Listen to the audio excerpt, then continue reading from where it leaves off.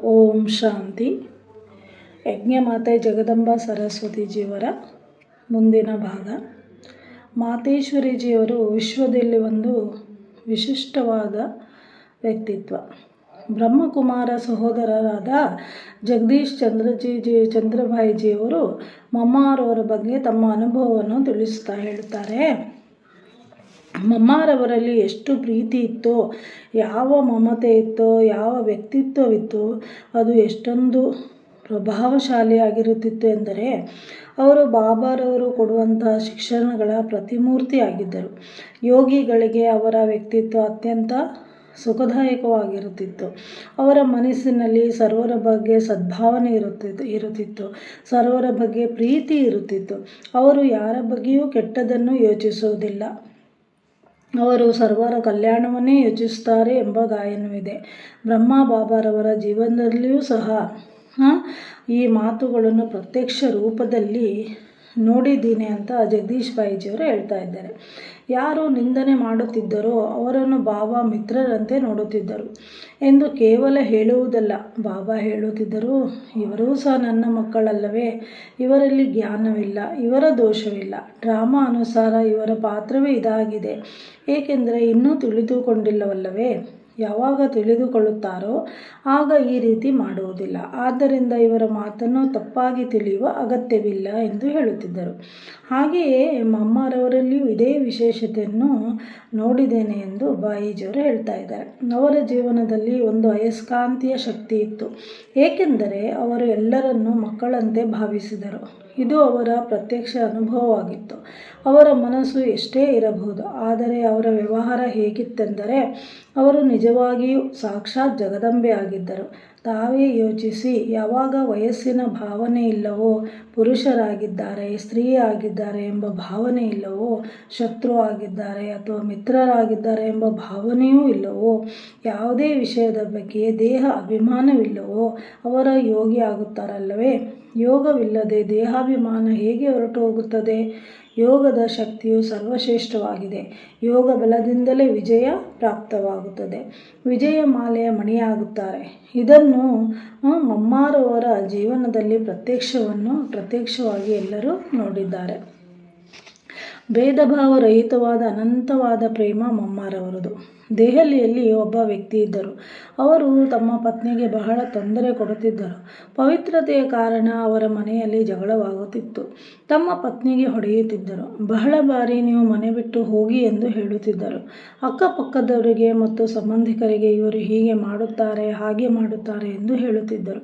ಇವರು ಸತ್ಸಂಗಕ್ಕೆ ಹೋಗುತ್ತಿದ್ದಾಗಲಿಂದ ಮನೆಯಲ್ಲಿ ಸರಿಯಾಗಿ ಸೇವೆ ಮಾಡುತ್ತಿಲ್ಲ, ಮಕ್ಕಳನ್ನು ಚೆನ್ನಾಗಿ ನೋಡಿಕೊಳ್ಳುವುದಿಲ್ಲ ಎಂದು ಹೇಳುತ್ತಿದ್ದರು. ಆದರೆ ಅವರು ಸುಳ್ಳು ಹೇಳುತ್ತಿದ್ದರು, ಏಕೆಂದರೆ ಮೂಲ ಮಾತು ಪವಿತ್ರತೆಯ ಮಾತಾಗಿತ್ತು. ಅದನ್ನು ಹೇಗೆ ಬಿಡಿಸಿ ಹೇಳಲಾಗುತ್ತದೆ? ಅವರು ತಮ್ಮ ಪತ್ನಿಯ ವಿಷಯದಲ್ಲಿ ಕೋಪಿಷ್ಠರಾಗಿದ್ದರು. ಒಂದು ದಿನ ಅವರು ಆ ಸಹೋದರಿಯನ್ನು ಮನೆಯಿಂದ ಹೊರಹಾಕಿದ್ದರು. ಅವರ ತೀರ್ಮಾನವಾಗುವವರೆಗೂ ನಾವು ಅವರನ್ನು ಒಂದು ಮಹಿಳಾ ಆಶ್ರಮದಲ್ಲಿ ಇಟ್ಟಿದ್ದೆವು. ಆ ಸಮಯದಲ್ಲಿ ರಾಜೋರಿ ಗಾರ್ಡನ್ ಸೇವಾ ಕೇಂದ್ರಕ್ಕೆ ಮಮ್ಮಾರವರು ಬಂದಿದ್ದರು. ನಾನು ಆ ಮಹಿಳೆಯನ್ನು ಆಶ್ರಮದ ಮುಖ್ಯಸ್ಥರನ್ನಾಗಿ ಮಮ್ಮಾರವನ್ನು ಭೇಟಿ ಮಾಡಿಸಲು ಕರೆದುಕೊಂಡು ಹೋಗುತ್ತಿದ್ದೆ. ಈ ಮಧ್ಯದಲ್ಲಿ ಯಾರು ತಮ್ಮ ಪತ್ನಿಯನ್ನು ಹೊರಹಾಕಿದ್ದರೋ ಆ ವ್ಯಕ್ತಿಗೆ ಮಮ್ಮ ಅಲ್ಲಿಗೆ ಬಂದಿರೋ ವಿಷಯ ತಿಳಿಯಿತು. ಅವರು ನಮಗಿಂತಲೂ ಮೊದಲು ಸೇವಾ ಕೇಂದ್ರವನ್ನು ತಲುಪಿದ್ದರು ಮತ್ತು ಜಮಖಾನವನ್ನು ಅಲ್ಲಿ ಇಲ್ಲಿ ಬಿಸಾಡಿದರು. ಬಲ್ಬನ್ನು ಒಡೆದು ಹಾಕಿದರು. ಕುರ್ಚಿಗಳನ್ನು ಅಲ್ಲಿ ಇಲ್ಲಿ ಬಿಸಾಡಿದರು. ತುಂಬ ತಮಾಷೆಯನ್ನು ತೋರಿಸಿದರು.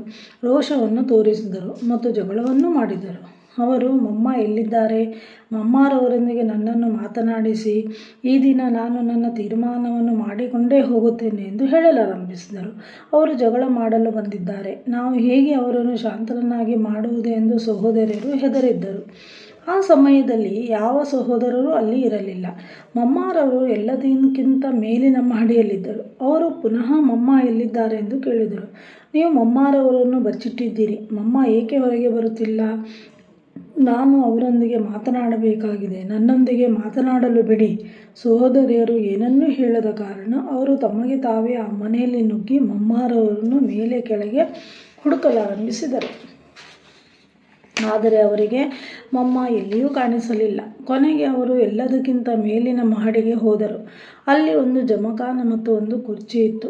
ಕುರ್ಚಿ ಮೇಲೆ ಮಮ್ಮ ಕುಳಿತಿದ್ದರು. ಆ ವ್ಯಕ್ತಿಯು ಅಲ್ಲಿಗೆ ಹೋದಾಗ ಮಮ್ಮ ಕುರ್ಚಿಯಿಂದ ಎದ್ದು ಜಮಖಾನದ ಮೇಲೆ ಕುಳಿತುಕೊಂಡರು. ಮಮ್ಮರವರು ಅವರೊಂದಿಗೆ, ಬಾ ಮಗು, ಬಾ ಕುಳಿತುಕೋ, ಏಕೆ ಬಂದಿರುವೆ ಎಂದು ಬಹಳ ಪ್ರೀತಿಯಿಂದ ಹೇಳಿದರು. ಮಮ್ಮ, ಮಗು ಕುರ್ಚಿಯ ಮೇಲೆ ಕುಳಿತುಕೋ. ಮಮ್ಮರವರ ಈ ಶಬ್ದಗಳನ್ನು ಕೇಳುತ್ತಲೇ ಅವರು ನೀರಿನಂತಾದರು ಮತ್ತು ಸತ್ಯವಾದ ಮನಸ್ಸಿನಿಂದ ಮಮ್ಮ, ಅಮ್ಮ ಎಂದು ಹೇಳಲಾರಂಭಿಸಿದರು. ಅವರು ತಮ್ಮ ಪ್ರಶ್ನೆಯನ್ನೇ ಮರೆತು ಹೋದರು. ಕೇವಲ ಅಮ್ಮ ಅಮ್ಮ ಅಮ್ಮ ಎಂದೇ ಹೇಳುತ್ತಿದ್ದರು. ಮಮ್ಮ ಹೇಳಿದರು, ಹೇಳು ಮಗುವೆ, ಹೇಗೆ ಬರಲಾಯಿತು? ಅವರು ಏನೂ ಇಲ್ಲ ಅಮ್ಮ, ಏನೂ ಇಲ್ಲ ಎಂದು ಹೇಳಲಾರಂಭಿಸಿದರು.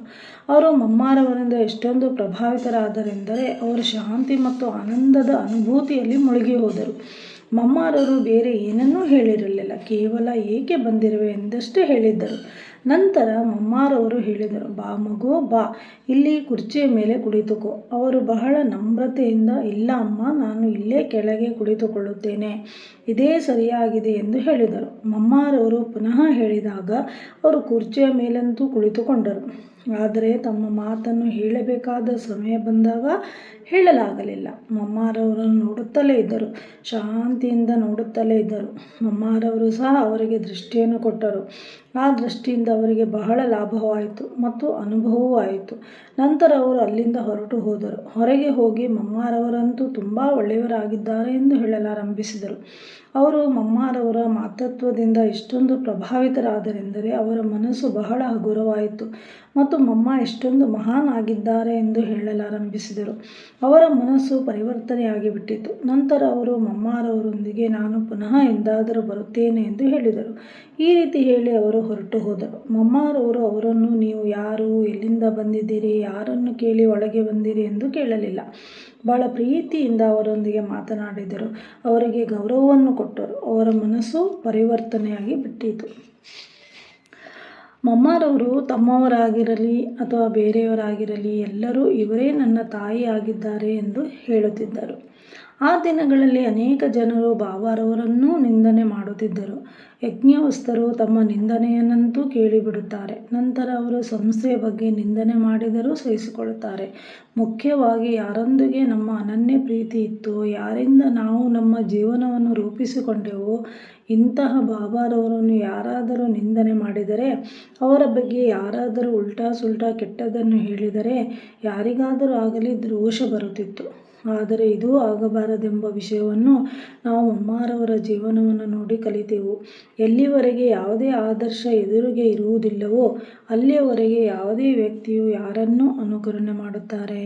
ಇಂತಹ ಆದರ್ಶ ಯಾರಾದರೂ ಎದುರಿಗೆ ಇರಲೇಬೇಕಲ್ಲವೇ? ಮಹಾತ್ಮರೆಂದರೆ ಅವರ ಮನ, ವಚನ, ಕರ್ಮದಲ್ಲಿ ಒಂದು ಮತ್ತು ಆಂತರ್ಯ ಬಾಹ್ಯದಲ್ಲೂ ಒಂದೇ ರೀತಿ ಇರುವುದಾಗಿದೆ.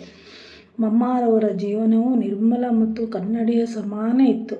ತಮ್ಮವರಾಗಿರಲಿ ಅಥವಾ ಇತರರಾಗಿರಲಿ, ಯಾರೇ ಆಗಲಿ, ಮಮ್ಮರವರ ಹತ್ತಿರ ಬಂದು ಕುಳಿತುಕೊಂಡರೆ ಇವರು ನನ್ನ ತಾಯಿ ಆಗಿದ್ದಾರೆ ಎಂದು ಅವರು ಹೇಳುತ್ತಿದ್ದರು. ಇದೇ ರೀತಿಯಲ್ಲಿ ಅಮೃತಸರದಲ್ಲಿ ಆಗಿತ್ತು. ಅಮೃತಸರದಲ್ಲಿ ಬಹಳ ಜಗಳ ಆಗಿತ್ತು. ಬಹಳ ಜನರು ವಿರೋಧ ಮಾಡಿದರು. ಬಹಳ ದೊಡ್ಡ ಗುಂಪು ಸೇರಿತ್ತು. ನೀವು ಬೇಗ ಬನ್ನಿರೆಂದು ನಮಗೆ ಟೆಲಿಗ್ರಾಮ್ ಬಂದಿತು.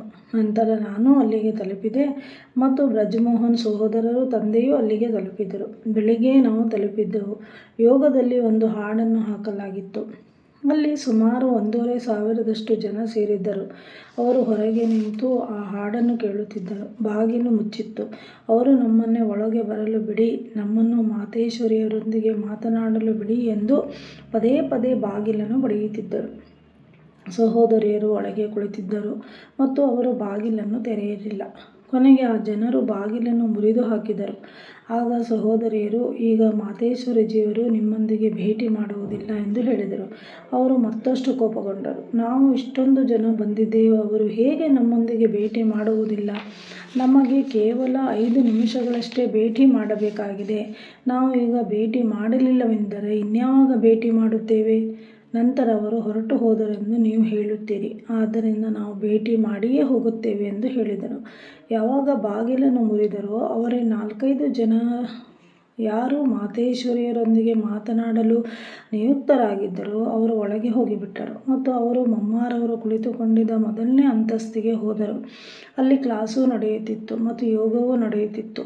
ಮಮ್ಮಾರವರು ಅಲ್ಲಿ ಯೋಗದಲ್ಲಿ ಕುಳಿತುಕೊಂಡಿದ್ದರು. ಅಲ್ಲಿ ಆಳವಾದ ಶಾಂತಿ ಇತ್ತು. ಯಾವುದೇ ಅಲ್ಲೋಲ ಕಲ್ಲೋಲ ಇಲ್ಲ, ಯಾವುದೇ ಗಾಬರಿ ಇರಲಿಲ್ಲ, ಯಾವುದೇ ಚಿಂತೆ ಇರಲಿಲ್ಲ.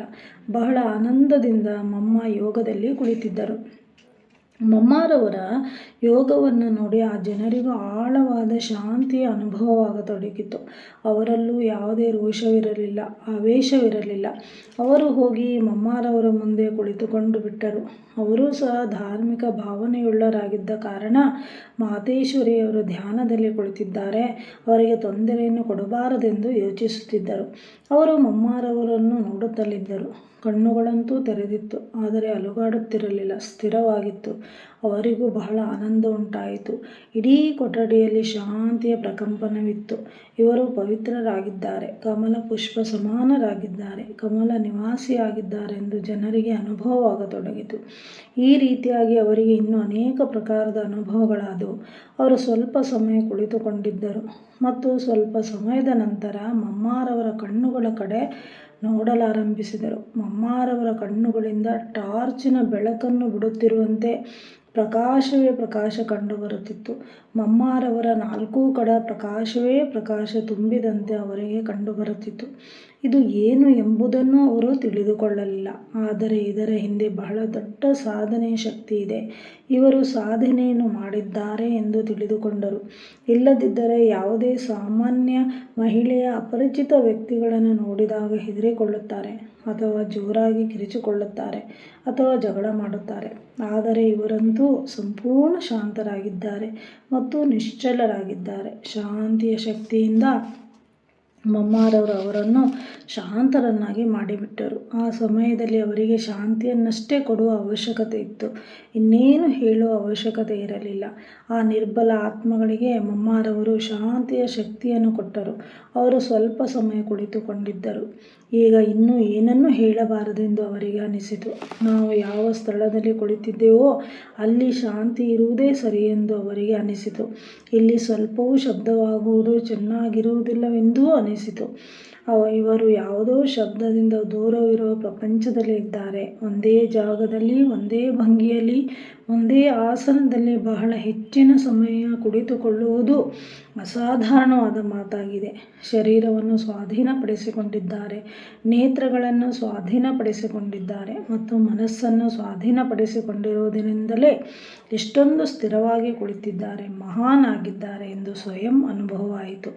ಅವರಲ್ಲಿ ಕೆಲವರು ಧಾರ್ಮಿಕ ಪುಸ್ತಕಗಳನ್ನು ಓದಿರುವವರು ಮತ್ತು ಭಕ್ತಿಯನ್ನು ಮಾಡಿರುವವರು ಇದ್ದರು. ಎಲ್ಲಿ ಯೋಗವಿರುತ್ತದೆಯೋ ಅದರ ಸುತ್ತಮುತ್ತಲೂ ಇಂಥ ಶಾಂತಿ ಇರುತ್ತದೆ ಎಂದು ಅವರು ತಿಳಿದಿದ್ದರು. ಈ ರೀತಿಯಾಗಿ ಬಂದಿದ್ದಂಥ ವ್ಯಕ್ತಿಗಳು ತಮ್ಮ ಶತ್ರುತ್ವವನ್ನು ಮರೆತು ಸಂತೋಷಗೊಂಡು ಅಲ್ಲಿಂದ ಹೊರಟು ಹೋದರು. ಓಂ ಶಾಂತಿ.